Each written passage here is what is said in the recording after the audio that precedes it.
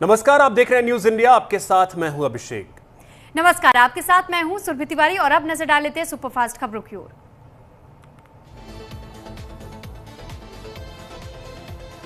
राष्ट्रपति द्रौपदी मुर्मू से मिलेंगे राज्यसभा सांसद राघव चड्ढा। 5 मई को सुबह 10:40 पर हो सकती है मुलाकात, सूत्रों के हवाले से खबर। नई दिल्ली पहुंचे बिहार के नए सीएम सम्राट चौधरी। रक्षा मंत्री राजनाथ सिंह से की मुलाकात, कई अहम मुद्दों पर हुई चर्चा। गुरुग्राम से लेकर गुजरात तक किया जा रहा है नीट यूजी एग्जाम का आयोजन। कड़े सुरक्षा इंतजामों के बीच दी जा रही है परीक्षा। असम विधानसभा चुनाव की मतगणना के लिए किए गए सुरक्षा के पुख्ता इंतजाम। कल 4 मई को आएंगे नतीजे। पश्चिम बंगाल और तमिलनाडु में चुनावी नतीजों को लेकर के बोले केंद्रीय मंत्री पीयूष गोयल। कहा कि दोनों राज्यों में बदलाव आएगा और एनडीए की सरकार बनेगी। असम में कल होने जा रहे काउंटिंग को लेकर बोले कांग्रेस नेता भूपेश बघेल। कहा, सभी प्रत्याशियों में ऊर्जा से भरा माहौल है, सभी चीजें हमारे पक्ष में हैं। फाल्टा विधानसभा क्षेत्र में पुनर्मतदान पर पश्चिम बंगाल बीजेपी अध्यक्ष समीक भट्टाचार्य का बयान। कहा कि फाल्टा में सिर्फ बीजेपी उम्मीदवार में ही दम है, बीजेपी एकजुट होकर के चुनाव लड़ेगी। कांग्रेस नेता शकील अहमद खान का बयान। कहा, बीजेपी जितना बरगलाना चाहे बरगला नहीं सकती। 2023 में ही पास हो गया था महिला आरक्षण बिल। पश्चिम बंगाल कांग्रेस अध्यक्ष शुभांकर सरकार का बयान। कहा कि कल बंगाल के लिए अहम दिन है, बंगाल में बीजेपी सरकार बनाने की स्थिति में नहीं है। सुप्रीम कोर्ट से अग्रिम जमानत मिलने पर बोले कांग्रेस नेता पवन खेड़ा। कहा, मेरी जमानत इस बात का सबूत है कि आम नागरिक के अधिकारों का हनन होने पर बाबा साहेब का संविधान उसकी रक्षा में जरूर आता है। फाल्टा विधानसभा सीट से बीजेपी उम्मीदवार देबांशु पांडा का बयान आया सामने। कहा कि फाल्टा में बीजेपी 1 या 1.5 लाख वोटों के अंतर से जीतेगी। घाटल विधानसभा सीट से बीजेपी उम्मीदवार शीतल कपाट ने की विशालाक्षी मंदिर में पूजा अर्चना। चुनाव नतीजों से पहले लिया माता का आशीर्वाद। पूर्व मेदिनीपुर के एगरा से भाजपा उम्मीदवार दिवेंदु अधिकारी का बयान आया सामने। टीएमसी पर साधा निशाना। कहा कि आज ममता बनर्जी की भ्रष्टाचारी सरकार का अंतिम दिन है। असम विधानसभा चुनाव के नतीजों पर बोले एआईसीसी महासचिव जितेंद्र सिंह। कहा, हर केंद्र पर कांग्रेसी कार्यकर्ताओं को ट्रेनिंग दी गई है, बहुत अच्छा रिजल्ट आने वाला है।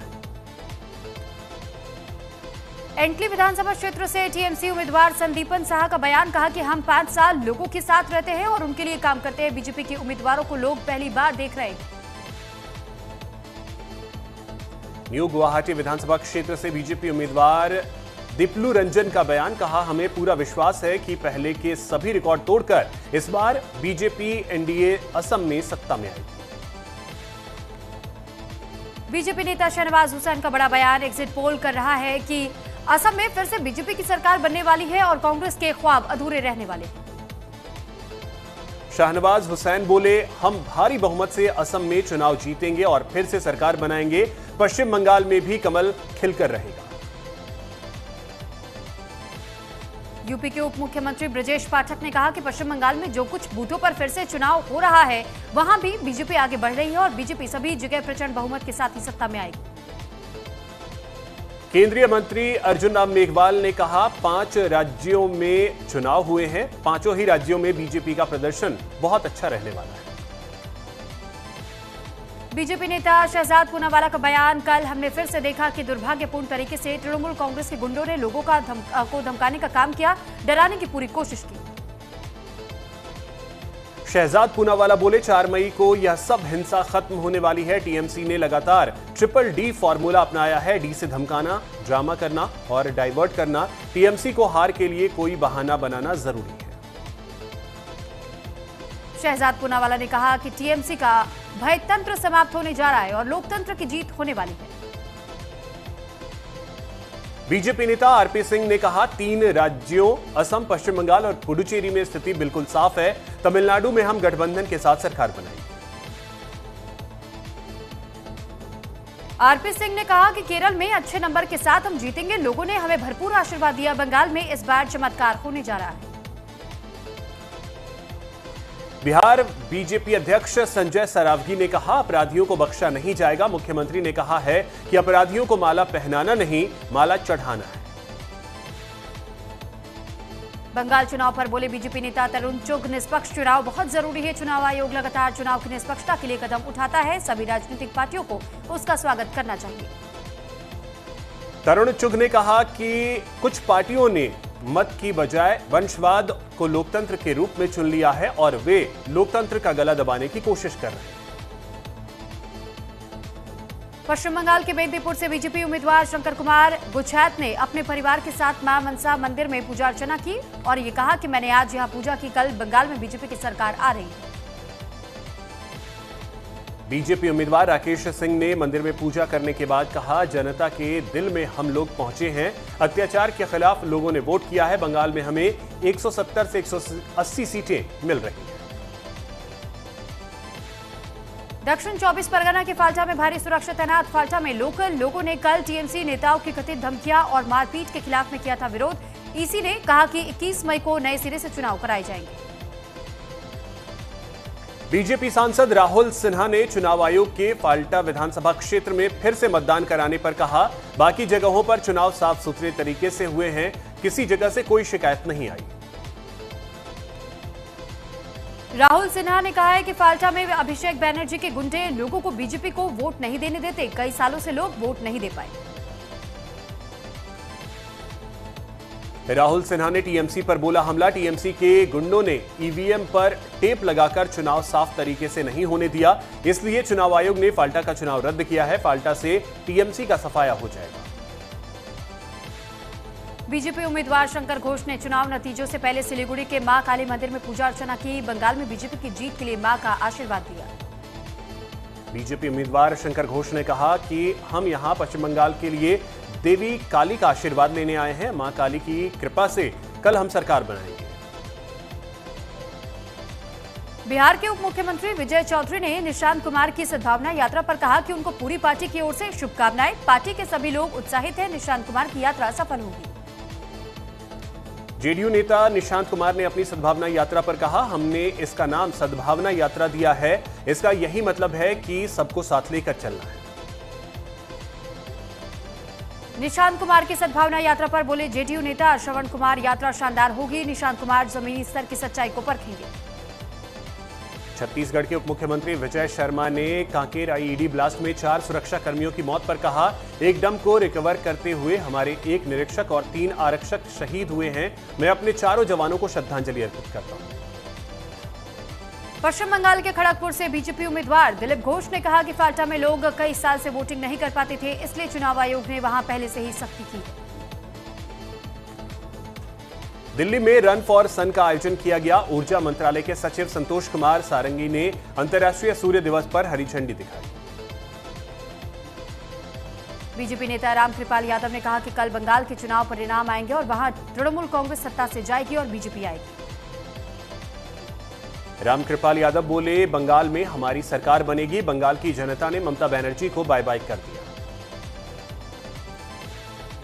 बीजेपी सांसद जगन्नाथ सरकार ने चुनाव आयोग द्वारा फाल्टा विधानसभा क्षेत्र में फिर से मतदान कराने पर कहा कि चुनाव आयोग ने इस बार बहुत ठोस कदम उठाया और जनता की आशा जागरूक हुई थी कि वो मतदान करेंगे, लेकिन उन्हें डराया गया। यूपी के सिद्धार्थनगर में पानी की टंकी पर फंसे 2 बच्चे। एयरफोर्स के हेलीकॉप्टर से दोनों बच्चों का रेस्क्यू किया गया।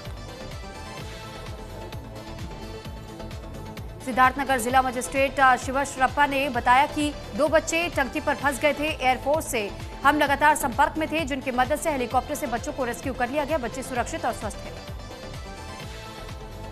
विदेश मंत्री डॉक्टर एस जयशंकर ने पोस्ट किया, जमैका की अपनी पहली यात्रा के लिए किंगस्टन पहुंचकर खुशी हुई। विदेश मंत्री कामिना जे स्मिथ के गर्मजोशी भरे स्वागत से बहुत अच्छा लगा। शंघाई में भारत के कॉन्सुलेट जनरल ने पोस्ट किया, चीन में भारत के राजदूत विक्रम दोराईस्वामी का चीन पहुंचने पर सीजी प्रतीक माथुर ने स्वागत किया।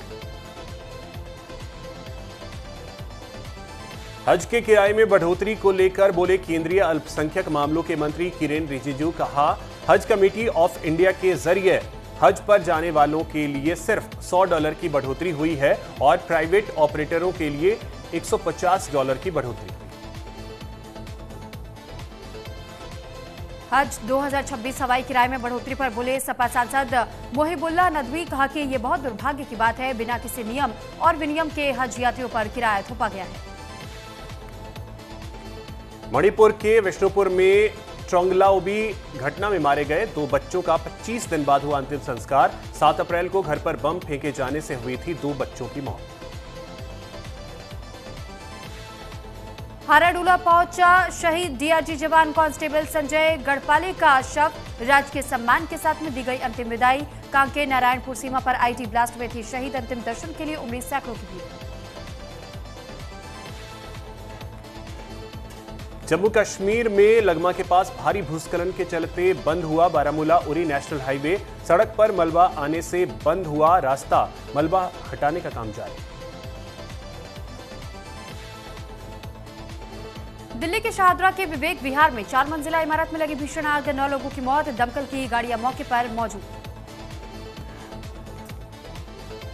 शाहदरा में आग लगने की घटना पर डीसीपी राजेंद्र प्रसाद मीणा बोले, सूचना मिलते ही दमकल की गाड़ियां मौके पर पहुंची। आग पर काबू पा लिया गया है। अब तक 3 से 4 शव बरामद किए गए। शाहदरा के विवेक विहार हादसे पर मुख्यमंत्री रेखा गुप्ता ने पोस्ट किया। विवेक विहार की एक इमारत में लगी भीषण आग। घटना अत्यंत दुखद है। हादसे में 9 लोगों की मौत से मन व्यथित है। दिल्ली के उपराज्यपाल तरणजीत सिंह संधू ने पोस्ट किया, विवेक विहार में आग लगने की दुखद घटना से बहुत दुख हुआ है। मेरी दुआएं उन परिवारों के साथ है जिन्होंने इस भयानक हादसे में अपने प्रियजनों को खो दिया। दिल्ली बीजेपी प्रदेश अध्यक्ष वीरेंद्र सचदेवा शाहदरा के विवेक विहार पहुंचे और यहां उन्होंने घटना स्थल पर पहुंच करके लोगों से भी हालचाल जाना। दुखद घटना इसे बताया। लगभग 20 लोगों की जान बचाई गई है। 9 लोग इसमें हताहत हुए। केंद्रीय मंत्री हर्ष मल्होत्रा ने विवेक विहार में 4 मंजिला इमारत में आग लगने की घटना पर कहा, घटना दुखद है। फायर ब्रिगेड ने अच्छा काम करते हुए 26 से 27 लोगों को बचाया। सीएम योगी आदित्यनाथ का बयान, जब मैं 2017 में मुख्यमंत्री बना तो मैंने पूछा कि भर्तियां क्यों नहीं हो रही है, तब हर भर्ती पर स्टे लगा था। सीएम योगी बोले, मैंने सबसे पहले उत्तर प्रदेश पुलिस भर्ती बोर्ड को बुलाया और भर्ती में स्टे होने का कारण पूछा। मैंने कहा कि न्यायालय के अनुसार भर्ती की प्रक्रिया को आगे बढ़ाया जाए। सपा प्रमुख अखिलेश यादव ने कसा बीजेपी सरकार पर तंज। कहा कि अगर स्मार्ट मीटर में बेईमानी हो सकती है तो फिर ईवीएम में क्यों नहीं हो सकती। औरैया में चेकिंग के दौरान विधूना कोतवाली पुलिस और एसओजी बदमाशों से मुठभेड़ में 2 बदमाशों के पैर में लगी गोली। पुलिस ने बदमाशों को अस्पताल में भर्ती करवाया। आगरा में छात्रा से रेप मामले को लेकर के पुलिस मुठभेड़ में आरोपी हुआ गिरफ्तार। बदमाश के पैर में लगी गोली। पूछताछ में बदमाश ने जुर्म कबूला। कलयुगी मां की शर्मनाक करतूत से थर्रा उठा अंबेडकर नगर। कलयुगी मां ने अपने ही 4 बेगुनाह मासूम बच्चों को उतारा मौत के घाट। विदेश में पति द्वारा दूसरी शादी करने से नाराज थी महिला। रुड़की में हरियाणा रोडवेज ने पीछे से ट्रैक्टर ट्रॉली को मारी जोरदार टक्कर के बाद से हाईवे पर मची चीख पुकार। ट्रैक्टर ट्रॉली में सवार थी 12 से ज्यादा महिलाएं। कोई जनहानि नहीं। गुरुग्राम में दिल दहला देने वाली वारदात आई सामने। सन की पति ने पत्नी और 4 बच्चों को दिया जहर। एक ही परिवार के 5 लोगों की मौत। चंडीगढ़ में बदला मौसम का मिजाज। आंधी और भारी बारिश के बाद से शहर में उखड़े कई जगहों पर पेड़। यमुनानगर में आज सुबह अचानक मौसम ने ली करवट। चारों तरफ छाया घना अंधेरा। तेज हवाओं के साथ शुरू हुई बारिश। हरियाणा के अंबाला में जमकर के बरसे बादल। सड़कों पर बहा पानी। लोगों का आवागमन करने में भी परेशानी। देहरादून में मौसम ने ली करवट। तेज आंधी के साथ हुई जमकर बारिश। लोगों को गर्मी से मिली राहत। रायबरेली में मौसम का मिजाज बदला। कई हिस्सों में बारिश के साथ ओलावृष्टि देखने को मिली। हरियाणा के पंचकुला में भी मौसम का मिजाज बदला। गर्जन और तेज हवाओं के साथ बारिश हुई। लोगों को गर्मी से राहत मिली। हरिद्वार में बदला मौसम का मिजाज। शहर के कई हिस्सों में तेज हवाओं के साथ में भारी बारिश का आलम। लोगों को गर्मी से मिली राहत। आईपीएल 2026 के 45वें मैच में सनराइजर्स हैदराबाद के ट्रेविस हेड ने कोलकाता नाइट राइडर्स के खिलाफ अर्धशतक लगाया। ट्रेविस हेड ने 28 गेंदों में 61 रन बनाए। चेन्नई सुपर किंग्स ने आईपीएल 2026 के 44वें मैच में मुंबई इंडियंस को 8 विकेट से हराया। कार्तिक शर्मा ने आईपीएल का अपना पहली 50 लगाई।